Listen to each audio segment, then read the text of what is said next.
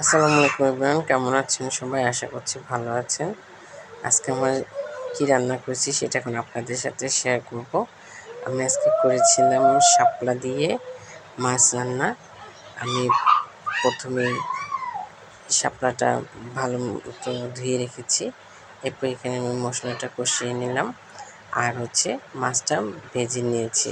আমি করেছিলাম পুঁটি মাছ আর বাটা মাছ এই দিয়ে শাপলা দিয়ে রান্না করেছি। আমি এখানে হলুদের গুঁড়া, মরিচের গুঁড়া, পরিমাণ মতো লবণ আর আদা রসুন বাটা দিয়ে মশলাটা কষিয়ে তারপরে শাপলাটা ভালো মতো কষিয়ে এখানে সামান্য পরিমাণ পানি দেব, কারণ শাপলাতে বেশি পানি দেওয়া যাবে না।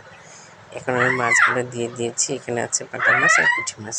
সবসময় তো ডাল দিয়ে করি, এই প্রথম আমি মাছ দিয়ে রান্না করলাম। আমি এর আগেও আমার আপুর হাতে এই রান্নাটা খেয়েছি, ভালো লাগে। এরপরে করব শিং মাছ দিয়ে আলু দিয়ে রান্না করব। আমি এখানে পেঁয়াজটা তেলে ভালো করে ভেজে নিচ্ছি।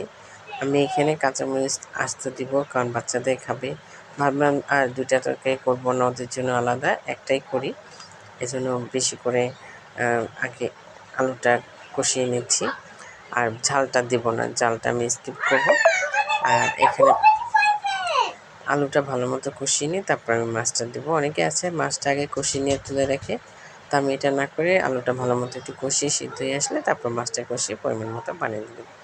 এই যে আমি মাছগুলো দিয়ে দিচ্ছি। আজকে আমার মাছটা বেশি একটা ডলা হয়নি, বেশি ভালো মতো করে সাদা করতে পারিনি, কারণ বাচ্চা খুব ডিস্টার্ব করছিল, তাই তাড়াতাড়ি করে একটু করে নিই আমি তরকারিটা রান্না করে নিলাম। এই ছিল আমার আজকের রেসিপি দুটো। ভালো লাগলে অবশ্যই লাইক কমেন্টস করে জানাবেন। ভালো থাকবেন সবাই। আসসালামু আলাইকুম।